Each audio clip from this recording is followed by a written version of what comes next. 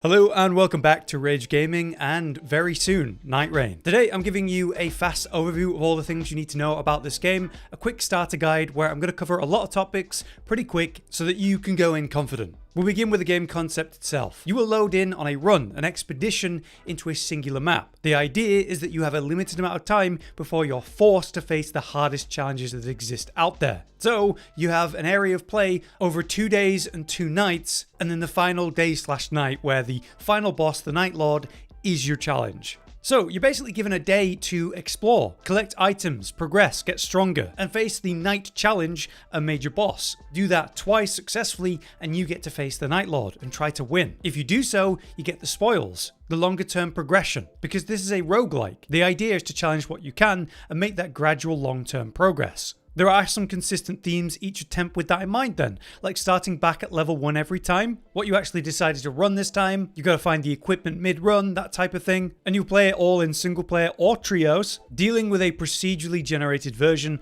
of the Limgrave region from Elden Ring, but now they're calling it Limveld. So it's going to change every time you play, with events, enemies, the main bosses, the nightlords deciding a lot about the area of play, then there's the RNG, the potential loot and drops, and different layouts and more. The longer term progression of the game is mainly story progression and your relics, which will enhance your passive powers and serve as your build that you plan to go in with, which greatly changes per run based on the RNG of what you find. Let's now cover what your expeditions are going to be like and what to expect. Like I said, it's a day and night cycle. They call it the Night's Tide, the surrounding blue area that pushes in. And if you stand in that blue area, you take health damage over time. So if you ever played a battle royale of most kinds, imagine that. The idea is to force you to the harder challenges, so during the day you try to explore as much as possible, probably on the outer rim where it's going to get pushed in and you'll lose access to those areas. And there's all kinds of challenges within that. You can open up the map where we've got a mini-map or a full-on version of the map. Here you can find bases which hide operational maps to give you more context to the map that you're currently on. You can explore by foot or use the spectral hawks, which are found in set locations every time, circling around following set flight routes. You can fly off them slightly, but they're like a main flight path. We can set pins down on the map to let our allies know where we're going to go or mark things for later. So within this you might find massive fortresses, events like the meteor strikes, volcanic craters, corrupted forests, wandering bosses, all rewarding powerful rewards if you win. But these things might come to you. You can be ambushed sudden, like packs of enemies or full-on mini-bosses when you're not quite ready. Mid-run then you're going to find tons of chests and items and equipment that may change your plan. You may trade that and drop that to your allies to give something that might work for them better than you. You'll find merchants mid-run to purchase items in exchange for runes. There's also smithing tables, which can be used to enhance your armaments. In this game, it's a bit more simplified than Elden Ring. It's one smithing stone to strengthen your armament. We can also find the classic churches, and as before, these are going to be a great source to increase your flasks for more healing and FP resources, and they're going to tell you about different things around the area, like where scarabs are and other hidden treasure. Scarabs are just like the original Elden Ring concept. You find them, chase them down, and defeat them, and get some really good items and rewards from them, so well worth it. Then you've got the bosses and the nightlord, right? So when night falls over Limveld, a powerful boss is going to spawn in. You must defeat that to end the night and start the next day. So the idea is to accumulate as much power and experience as you can during the day to be able to defeat the coming boss at night. And yeah, after you defeat the second night's second main boss, that's when the third day occurs, the nightlord door appears and you go in and fight it. So on day 3, you're instantly going after the nightlord rather than doing a third round of day progression. Let's take a look at different gameplay aspects, like the UI. At the top left then, as before, you've got your health, your FP and your stamina, and some new icons to let you know about items, equipment, how many consumables you've got. Just to the left of that, you have this new rune symbol, which has a number there for your current level. This is very important because it adds a lot of power to you. Every time you level up though, it's just going to increase your attributes based on what class you're playing, the Nightfarer. So you have no control over what stats you're going to increase. You can't make your own unique build from the attributes like in a normal Souls game, which is a bit lame, but it does simplify things. You just find a grace and level up, but the higher level you are, the stronger you are for sure. At the bottom left, we have, say, the current equipped weapon, tools and items that you've got available. At the bottom center, we have your 2 main abilities. It's your class skill and your ultimate ability. At the top middle, we have our compass and information and locations, as well as pins may be set by other players. And at the top right, we have our rune number. We build runes by killing enemies and use that to level up. But you can also find merchants on the map, right, to spend that to get items or weapons or otherwise. So what happens when you lose all your health in this game? It's a little bit different to Elden Ring. In this case, when you're playing with others, you'll drop to your knees and crawl around in a down state. If you're in that state for too long, you will fully die, but you can be saved by other players. They just need to attack you and kind of empty out the gauge that's built up. That gauge gets bigger and bigger the more you get downed, requiring more damage from your allies for the revive. But if you want to reset that gauge, every time you rest at a grace, that'll happen. What happens when you actually die though? Well, your runes will be dropped, but you can go recover them by returning to your death location and grabbing them. Though some enemies can pick them up and then you'll have to kill that enemy that's holding them to get them back. If you die again before recovering them though, they will be fully lost, which will suck. A big difference in Nightreign here though is that you'll also lose one full level every time you die. And that is particularly bad in this game where each level is quite impactful. You can also fail the run if you die at the wrong time. So when it's night and you're dealing with the major bosses and that kind of thing, if you go down and fully down, you can receive a full defeat and fail. So in solo, that's definitely going to be more prominent. In a group, it will require everyone to go down fully before everyone gets that full defeat. In regards to a bit of traversal information, we now have something called surge sprinting because we don't have a mount, we don't have Torrent, we're just running around on foot. So they're basically giving us an enhanced sprint. Just as before, you've got infinite stamina when not in combat, but when in combat, the stamina drain is insane because of how quick you're moving with it. So do be aware of that. You can now do some increased traversal through wall climbing. If you run up to a wall and jump into it, your character will kind of climb up it. And if it can reach something to mantle up, it'll automatically do that. This opens up new avenues of movement, playstyles, and secret areas to explore. There's also the spirit streams, which are basically like huge wind torrent jump pads. You can just run into those and jump and it'll give you a massive leap up to the air. And as I said, there's spectral hawks you can use at the spectral trees to use as flight paths to get around the big map. You'll be finding weapons and items in treasure chests by breaking crates, defeating enemies, and that kind of thing. All the items you might be familiar with now have different tags of rarity. So higher rarity equipment usually offers more powerful stats and even abilities with them, which makes it a lot more interesting and a lot more RNG of the way you play each run. Item drops will be shared between all players though. So if you've got something you don't need, you could share it with a friend, or if you find something that works better for a different build, then you can give it to someone else. But the equipment now comes with different passives that are going to give you strong bonuses. They do stack with other passives, and they're just immediately activated the moment you're holding the thing. So run to run, your build and playstyle will change based on what you find, how it works, how it synergizes. These passives could be just stat boosts, to like I said, much more unique effects that should create more unique feeling builds and playstyles compared to classic Elden Ring. But there's also the dormant powers. Strong enemies reward dormant power drops. These are a selection of rewards that could be weapons, special effects, items. You get to pick one of these three options. Now based on your planned build, you might pick what might be most relevant and useful to you. But you might see something that could be really helpful for your team that you pick and give to them. So that can happen with strong enemies, but the major bosses are the ones that are going to drop the big powerful passives that are much more potent by comparison that you'll be picking for yourself. On that note, you might be wondering about playing in a trio and how that might affect your progression. As it turns out, let's say you kill a boss somewhere on the map, everyone will get the rune reward for that shared equally.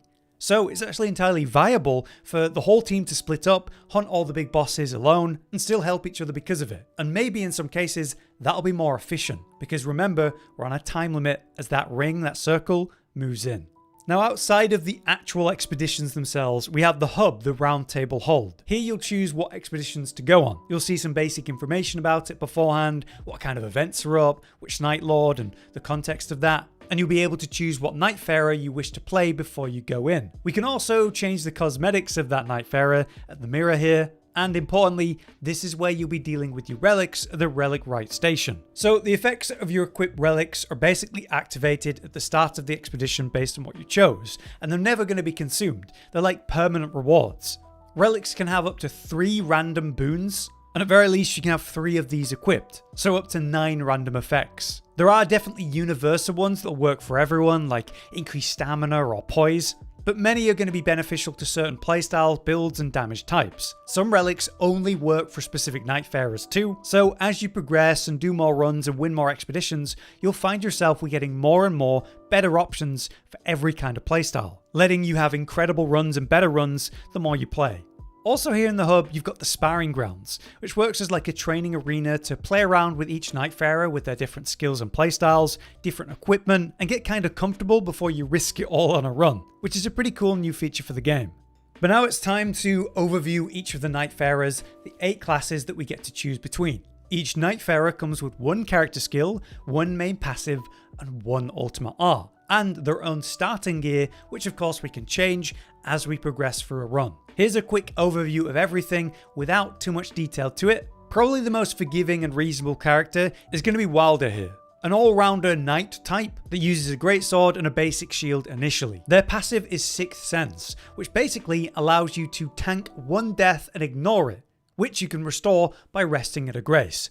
Pretty incredible. His skill is Claw Shot, allowing you to grapple enemies and pull them towards you, or grapple around to enemies or terrain to move quickly. Their ultimate is Onslaught Stake, which is like a massive point-blank explosive blast. Incredibly strong. Next we have the Guardian, the Bird Knight, who is the most defensive focused class with the highest health to start with. They have a tower shield which ties into their playstyle. So their passive Steel Guard allows them to plant their feet and kind of hold up the shield for reduced impact, a significantly stronger block. While you're doing it, you do move a bit slower, but it's an incredible tool for basically dealing with attacks you don't know what is, or just ignoring it and tanking it. Their class skill is Whirlwind, which is a big wind AoE, dealing ticks of damage, deflecting arrows, and having a mini stagger or CC against weaker enemies. You can charge this up to make it last longer. Their ultimate is Wings of Salvation, the big leap up and slam down, which provides this huge area of buff and help for your allies. It can be an incredible tool for AoE rezzing because of that. Next we have the Ranger Ironeye, which allows you to play at medium range and still deal damage, but the idea is to expose weaknesses. Their passive Eagle Eye allows them to get extra enemy drops, which is really nice for the team. Their main skill is Marking, which basically marks an enemy and reduces their poise overall, allowing them to be staggered and interrupted a lot more easily. This can also lead to critical hits. Their ultimate is Single Shot, which is a basic supersonic shot that penetrates everything it hits for 1 big hit, and with careful positioning can deal insane AoE damage. Next up we have the Duchess, which is basically the rogue, a character straight from Bloodborne. Their passive is Magnificent Pose, which basically allows them to dodge in a kind of dash step, like a Bloodborne character's dash instead of a dodge roll. It has better iframes, and allows you to double dash if you press it repeatedly. Their skill is Restage, which basically reapplies the last damage taken in the last few seconds. So if you and your team hit an enemy with a bunch of hits really quickly, you can reapply all of that again, which is very effective when well timed. Their ultimate is Finale, an AoE stealth for you and the team, allowing you to reposition, ambush enemies, escape, avoid enemies. Very effective even against bosses. Next up we have the Raider, a Viking type that uses big 2-hand blunt weapons. Their passive means that they cannot be interrupted by small attacks, and their skill, Retaliate, is all about taking a hit, ignoring it, and bullying through with your own massive punch. This does unbelievable stagger damage. It can even stagger bosses, even massive dragons like so. So when well timed, you use it like a counter. Their ultimate is Totem Stellar, which generates a giant tombstone that deals a bit of damage on spawn, but provides an AoE buff to you and the allies, and is a physical unit, which means you can hide behind it for cover, or climb on it and use it to your advantage. Next we have the Recluse, which is your full caster sorcerer type, able to use the basics of Glintstone Pebble and Glintstone Arc to begin with, but you can greatly increase your spellcasting options as you go. Their passive is Elemental Defense though, which basically collects elements around you from your allies and enemies. There are 4 types here: Ice, Lightning, Fire, and Holy, and through the combination of these 4, you basically do different combos, resulting in a different spell effect when you use your skill, Magic Cocktail. So based on the combination that you have, you could summon Wisp allies, you could do a cool dodge, you could do a fire AoE, you could use a Carrion Slash Sword, you could do a lightning Blink Bolt Explosion. All kinds of combinations exist, and it's one of the most complicated skills in the game because of it. The ultimate by comparison is very simple, it's Soul Blood Song. This brand essentially applies to a target, and as you attack them, you restore health and a bit of FP every hit. Great for sustaining a fight and will help your own mana pool. Next we have the newly properly revealed Executor, who seems very strong thanks to the recent Red Bull event. The passive is Tenacity, which basically gives you a boost while recovering from status ailments,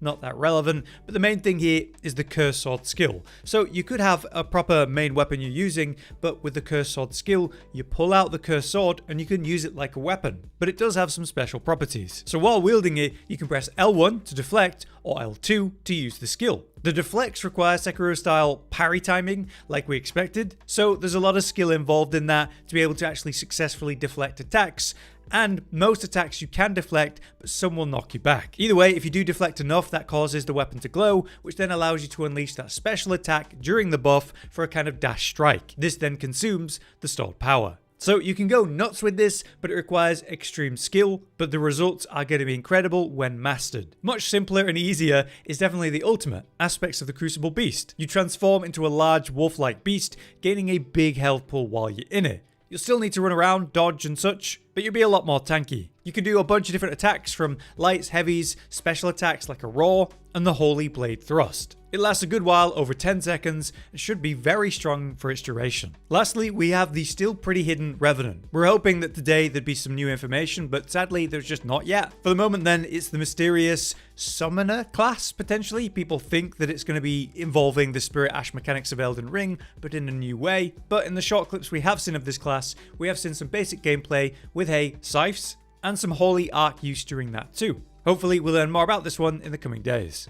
But yeah, that's my starter guide to all of the things I feel you need to know about to go in with. There's a ton of detail on all of these specific topics that we'd like to cover as the game releases, and we're going to continue to do that in the coming days. So be sure to check back for all kinds of information that's going to get much more detailed as we play the game ourselves. So until then, I've been Hollow, you've been you, and see you next time.